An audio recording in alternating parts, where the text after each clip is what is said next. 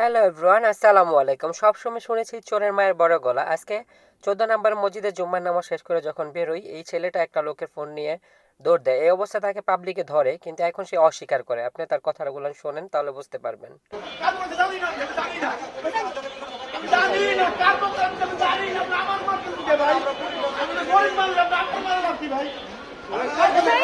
তোমার মারলে মানে তোর সাথে জড়িত ছিল। আমার মোবাইলটা টান দিছিল, আমার মোবাইল টান দিছিল, আমার মোবাইল টান দিছিল, ওর সাথেও ছিল।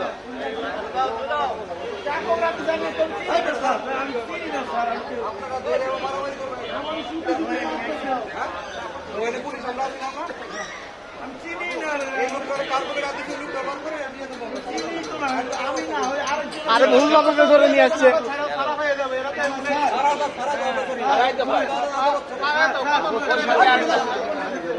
ওর সাথে আরেকটা ছিল।